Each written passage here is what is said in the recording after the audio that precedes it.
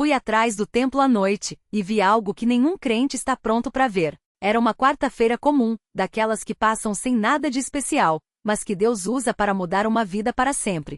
O sol já tinha se posto havia algumas horas, e a cidade, que durante o dia fervilhava com o movimento das pessoas, agora estava quieta, envolta naquela paz que só a noite traz. Eu tinha acabado de sair de uma reunião na igreja, uma daquelas que deixam o coração aquecido, mas também com uma sensação de que ainda havia algo a ser feito. Não sei explicar direito, mas era como se o Espírito Santo estivesse me cutucando por dentro, como se houvesse uma missão que só eu poderia cumprir naquela noite. O templo ficava no alto de uma ladeira, um lugar simples, mas que para nós era sagrado. Atrás dele, havia um terreno baldio, cheio de mato alto e lixo jogado por pessoas que não davam valor àquilo que é de Deus. Eu nunca tinha ido até lá à noite, mas naquela hora, sem entender muito bem porque senti um impulso forte de caminhar até aquele lugar. Não era curiosidade, não era medo, era algo diferente, como se Deus estivesse me guiando para ver alguma coisa. Peguei a minha Bíblia, coloquei no bolso da camisa e saí sem dizer nada a ninguém. Se alguém me visse, provavelmente pensaria que eu estava louco, andando sozinho naquela escuridão, mas eu sabia que não estava sozinho. O Senhor estava comigo, e isso era o suficiente. O caminho até os fundos do templo era estreito, cheio de pedras e buracos. A lua estava alta, mas as nuvens cobriam parte dela, então a luz era fraca, quase como se estivesse tudo coberto por um véu. Eu pisava devagar, com cuidado para não tropeçar, mas também com o coração acelerado, porque algo dentro de mim dizia que aquela noite não seria como as outras. Quando cheguei perto do terreno, ouvi um barulho estranho, como se fossem vozes abafadas, mas não conseguia distinguir o que diziam. Parei por um instante, respirei fundo e fiz uma oração em voz baixa: Senhor, se é a tua vontade que eu vá adiante, me dá coragem. Se não for, me faz voltar. Mas se for para eu ver algo que precise ser visto, abre os meus olhos. Foi então que dei mais alguns passos e, de repente, o mato se abriu diante de mim como um cenário que ninguém deveria ver. Havia um grupo de pessoas, não muitas, talvez umas 7 ou 8, reunidas em círculo. No centro havia algo que parecia um altar improvisado feito de pedras empilhadas. Em cima, velas acesas tremeluziam, e o cheiro de algo queimando enchia o ar. Não era incenso, não era nada que eu já tivesse sentido antes.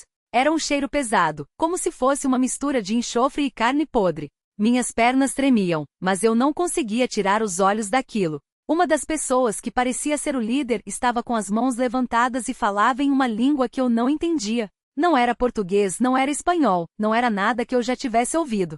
Era gutural, como se saísse do fundo da garganta, e a cada palavra que ele pronunciava, as outras pessoas respondiam em coro, como se estivessem hipnotizadas. Eu me agachei atrás de um arbusto, com medo de ser visto, mas também com uma necessidade urgente de entender o que estava acontecendo. Foi então que notei que no centro do círculo, havia um objeto coberto por um pano preto. Não conseguia ver o que era, mas algo dentro de mim gritava que aquilo não era de Deus. De repente, o líder puxou o pano com um gesto brusco, e o que vi me deixou gelado. Era uma imagem, uma escultura de algo que parecia metade homem, metade animal com chifres e uma expressão de ódio estampada no rosto. Não era uma estátua comum, daquelas que a gente vê em lojas de artesanato. Era algo vivo, não no sentido de que se mexia, mas no sentido de que parecia ter uma presença, uma energia maligna que sujava o ar ao redor. As pessoas começaram a se prostrar diante daquele ídolo, e o líder pegou um copo com um líquido escuro e derramou sobre ele, enquanto gritava palavras que faziam meu estômago revirar. Eu não aguentava mais. Fechei os olhos por um instante e comecei a orar em voz baixa, mas com toda a força que tinha. Pai Celestial, eu não sei o que é isso, mas sei que não é da tua vontade. Dá-me forças para enfrentar isso, ou me tira daqui se não for para eu lutar. Mas se for para eu ver a tua glória, mostra o teu poder agora. Foi então que senti uma mão pesada no meu ombro. Virei-me assustado, pronto para correr, mas era apenas o irmão João, um dos diáconos da igreja, que tinha me seguido sem que eu percebesse. Irmão, o que você está fazendo aqui? Ele perguntou com a voz baixa, mas firme. Não sei explicar, irmão João. Só sei que Deus me trouxe até aqui para ver isso, respondi, apontando para o círculo. Ele olhou na direção que eu indicava e seu rosto ficou sério, quase pálido. Isso não é coisa nossa. É obra do inimigo. Vamos embora, antes que nos vejam.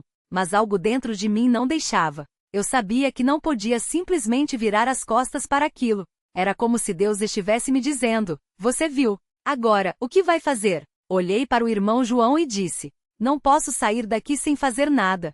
Precisamos orar contra isso. Ele hesitou por um momento, mas depois assentiu. Nós dois nos ajoelhamos ali mesmo, escondidos pelo mato, e começamos a clamar a Deus em voz alta. Não era uma oração bonita, cheia de palavras rebuscadas. Era um grito de guerra, um pedido de socorro, uma declaração de que aquele lugar pertencia a Deus e não às trevas. O irmão João orava com autoridade, citando passagens da Bíblia, enquanto eu chorava e pedia perdão por qualquer coisa que tivesse permitido que aquilo acontecesse tão perto da casa do Senhor. De repente, ouvimos um barulho forte vindo do círculo. Era como se algo tivesse caído, ou como se alguém tivesse gritado de dor. As vozes que antes eram uníssonas agora estavam confusas, como se estivessem em pânico. O líder gritava ordens, mas ninguém parecia obedecer. Foi então que uma rajada de vento forte soprou, tão forte que apagou todas as velas de uma vez. O terreno ficou na escuridão, e ouvimos passos correndo em todas as direções, como se aquelas pessoas estivessem fugindo de algo. O irmão João e eu nos entreolhamos, sem entender direito o que tinha acontecido, mas sabendo que Deus tinha ouvido nossas orações. Quando nos levantamos para ver melhor, notamos que o ídolo tinha caído no chão e se quebrado em vários pedaços. Não havia mais ninguém por perto, só o cheiro ruim que ainda impregnava o ar. O irmão João pegou um galho e começou a revirar os restos daquilo, enquanto eu ficava de joelhos, agradecendo a Deus pela vitória. Mas foi então que notei algo estranho. Entre os pedaços quebrados havia um papel amassado. Peguei-o com cuidado e abri. Era uma lista de nomes, escritos à mão com datas ao lado. Alguns nomes eu reconhecia, eram irmãos da igreja. Outros, não fazia ideia de quem eram. O que é isso? Perguntei ao irmão João, mostrando o papel. Ele olhou e seu rosto ficou sério. Parece uma lista de pessoas como se fossem alvos. Ele olhou para mim com preocupação. Precisamos mostrar isso ao pastor. Isso é coisa séria. Naquela noite não dormi. Fiquei acordado, orando e pensando no que tinha visto. Como algo daquele nível de malícia poderia estar acontecendo tão perto do templo? Como pessoas podiam se envolver com coisas tão escuras enquanto nós, os servos de Deus, estávamos ali tão perto sem perceber nada? Mas também sentia uma paz, porque sabia que Deus tinha me usado para desvendar aquilo. Não era por acaso que eu tinha sentido aquele impulso de ir até lá. Era Deus me guiando, me mostrando que a batalha espiritual é real e que nós, como servos seus, não podemos baixar a guarda. No dia seguinte, fomos até o pastor e contamos tudo. Ele ouviu em silêncio, com o rosto sério, mas sem demonstrar surpresa. Era como se ele já soubesse que coisas assim existiam, mas nunca tinha imaginado que estivessem tão perto de nós. Isso é uma advertência, ele disse depois de um longo silêncio. O inimigo está trabalhando, e nós não podemos ficar parados. Precisamos de jejum e oração. Não só por nós, mas por essas pessoas que estão se perdendo. E assim foi.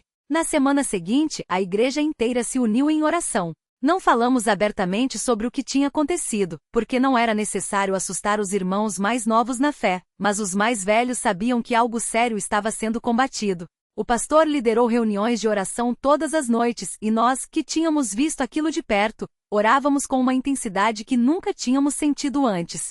Não era mais uma oração rotineira, era uma batalha. Os dias foram passando, e pouco a pouco coisas começaram a mudar. Alguns dos nomes da lista começaram a aparecer na igreja. Uma irmã que havia se afastado voltou chorando, dizendo que tinha sido libertada de algo que a oprimia. Um jovem que ninguém via há meses apareceu em uma reunião, com os olhos cheios de lágrimas, pedindo perdão. Não sabemos exatamente o que aconteceu com aquelas pessoas que estávamos vendo naquela noite, mas sabemos que Deus agiu. O terreno atrás do templo foi limpo, e o pastor determinou que ali seria feito um jardim, um lugar de oração, para que nunca mais coisa alguma impura pudesse se estabelecer naquele chão. Hoje, quando olho para trás, vejo como Deus foi fiel. Ele não nos deixou sozinhos naquela noite. Ele nos deu coragem para enfrentar o que nenhum crente está preparado para ver, mas também nos deu a vitória. Aprendi que a batalha espiritual é real, que o inimigo não dorme, mas também aprendi que Deus é maior, muito maior. Ele não nos chama para fugir das trevas,